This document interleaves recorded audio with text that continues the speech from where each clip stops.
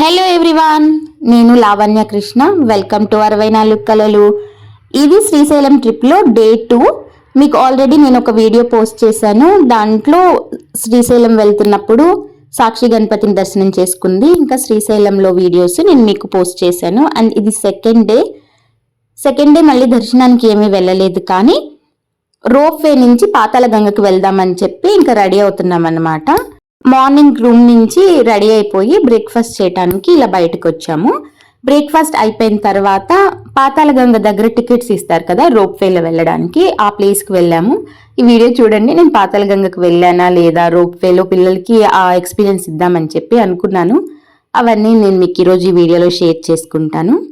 ఈ వీడియో కొంచెం ఉల్టా పుల్టా లాగే ఉంటుంది. అంటే పుణ్యక్షేత్రానికి వెళ్ళిన తర్వాత మనం ఏం చేయాలి అని వరుసగా ఒకటి అనుకుంటాం కదా, అవన్నీ రివర్స్ అయిపోయాయి అనమాట. ఎందుకంటే అనుకున్న దానికన్నా ఒక రోజు ముందే హడావిడిగా బయలుదేరాల్సి వచ్చింది. సో అన్నీ అప్పటికప్పుడు అలా రివర్స్ అయిపోయాయి. మీకు చూపిస్తాను, ఈ వీడియో అయితే పూర్తిగా చూడండి. అండ్ మన ఛానల్ని ఎవరైనా ఫస్ట్ టైం చూస్తున్నట్లయితే ప్లీజ్ సబ్స్క్రైబ్ చేయండి. అలాగే వీడియో నచ్చినట్లయితే ఒక లైక్ కూడా ఇవ్వండి. లైక్ ఇవ్వడం మాత్రం మర్చిపోవద్దు. సెకండ్ డే స్వామివారి దర్శనం ఏమీ లేదు కాబట్టి చుట్టుపక్కల ఏమైనా చూద్దామని చెప్పి చాలా రిలాక్స్డ్గా ఉన్నాము. ఇంతకు ముందు శ్రీశైలం వెళ్ళినప్పుడు భవేష్ చిన్నప్పుడు కూడా చాలాసార్లు మేము రోప్వేలో కిందకి వెళ్ళి కృష్ణమ్మ దగ్గర అక్కడ దీపాలు వెలిగించుకోవటం కానీ, అక్కడి నుంచి బోట్ తీసుకొని అదంతా బోటింగ్ చేయటం అదంతా చేసాము. కానీ దివిజాకి అండ్ మోక్షిగడి కూడా ఫస్ట్ టైం వస్తున్నాడు కదా, వాడికి ఆ రోప్వే ఎక్స్పీరియన్స్ ఇద్దామని చెప్పి అనుకున్నాము. బ్రేక్ఫాస్ట్ అయిపోయిన తర్వాత ఇక్కడ టికెట్స్ ఇచ్చే కౌంటర్ దగ్గరికి వచ్చామన్నమాట. కార్ దిగుతుండగానే ఇంకా వీడైతే ఇంకా అస్సలు ఆగలేదు. చెప్పాను కదా, పులిని బోన్లో నుంచి వదిలినట్టే అయింది అని. ఉదయాన్నే కాబట్టి గడ్డంతా తేమగా ఉంది మంచు వల్ల. సో సాక్స్లన్నీ తడిచిపోయాయి. వీడు నడుస్తాడు అనుకుంటే ఇంకా వీడినంతా ఇలా ఎత్తుకొని తిరగనే సరిపోయింది. ముందు రోజు క్రౌడ్ అంటే స్వామి దగ్గర దర్శనానికి వచ్చిన వాళ్ళని చూసి మనం అర్థం చేసుకొని ఉండాల్సింది. మేము నిదానంగా బ్రేక్ఫాస్ట్ చేసి 9:30కి కౌంటర్ దగ్గరికి వచ్చి చూస్తే ఫుల్ రష్ ఉంది. ఎంతంటే అక్కడ ఒక వెయిటింగ్ హాల్ ఉంటుందన్నమాట టికెట్స్ కౌంటర్కి. అక్కడే 200 మెంబర్స్ వెయిటింగ్లో ఉన్నారంట. అండ్ తర్వాత దానికోసం అని టికెట్ కౌంటర్ దగ్గర క్యూ లైన్లో వచ్చి ఒక 50 నుంచి ఒక 80 మెంబర్స్ బయట క్యూ లైన్లో నించొని ఉన్నారు. డాడీ వెళ్ళి క్యూ లైన్లో వెయిట్ చేస్తూ ఉన్నారు. ఈ లోపు మాకు అక్కడ ఒక చెట్టు దగ్గర నుంచి అందరూ ఇలా ఏరుకోవటము, ఆ చెట్టును ఊపి ఏదో చేయడం నాకు గమనించాము. అందరూ చేస్తున్నారు, మనకి అవి పనికి వచ్చేవా కాదా మనకు అనవసరం అనమాట. వెళ్ళి మేము కూడా ఏరుకోవటం స్టార్ట్ చేసాము. దగ్గరికి వెళ్ళాక తెలిసింది ఇవి చిన్న ఉసిరికాయలు. తింటామో తినమో కానీ వాళ్ళతో పాటు మేము కూడా ఏరుకున్నాం కొన్ని. శ్రీశైలం చుట్టుపక్కల చూడాల్సినవి చాలానే ఉన్నాయండి. మనము శ్రీశైలం వెళ్తుంటేనే దారిలో మనకి శిఖరం కనిపిస్తుంది.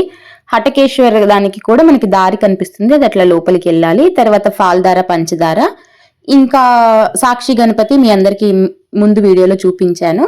అలాగే శ్రీశైలం చుట్టుపక్కల అక్కమ్మ గుహలు అని ఒకటి అమ్మవారి గుడి ఉంటుందన్నమాట. దానికి మనం ఫారెస్ట్ లోకి వెళ్ళాలి, మన ఓన్ వెహికల్స్ అయితే కుదరదు. అక్కడ ట్రావెల్స్ వాళ్ళు వాళ్ళ జీబ్లు అవన్నీ ఉంటాయి, దాంతో వెళ్ళొచ్చు. కానీ దానికి మనము 1 డే ముందే టికెట్స్ బుక్ చేసుకోవాలి. అప్పటికప్పుడు అనుకొని వెళ్ళడానికి లేదనమాట.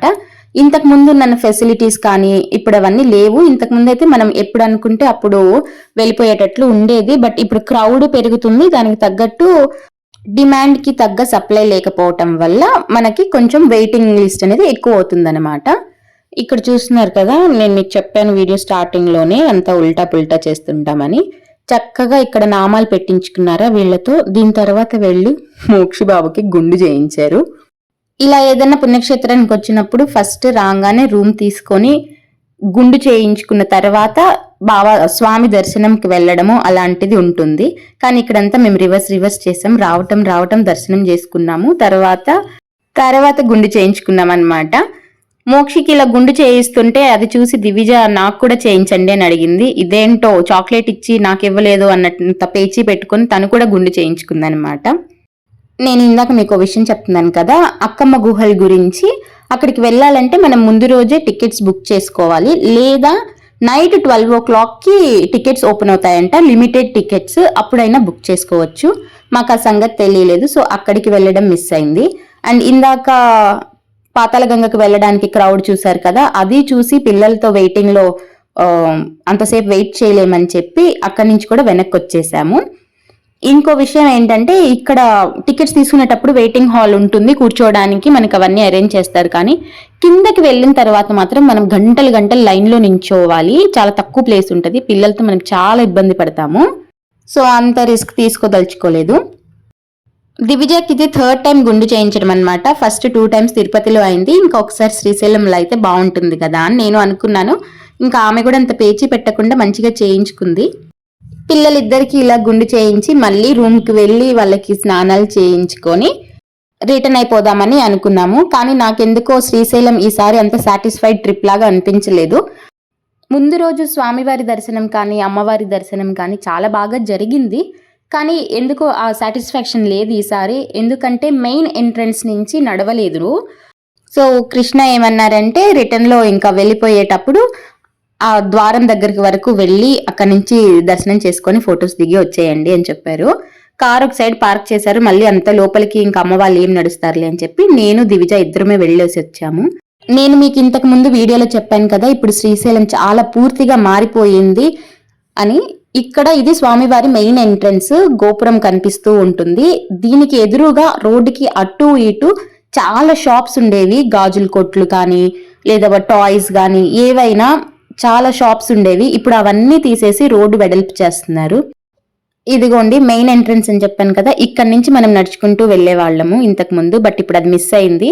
నాకైతే ఏమనిపిస్తుంది అంటే ఇక్కడ నడిస్తే మన ఇంట్లో ఉన్న ఫీలింగ్ వస్తుంది నాకు శ్రీశైలం టెంపుల్లో ఉంటే.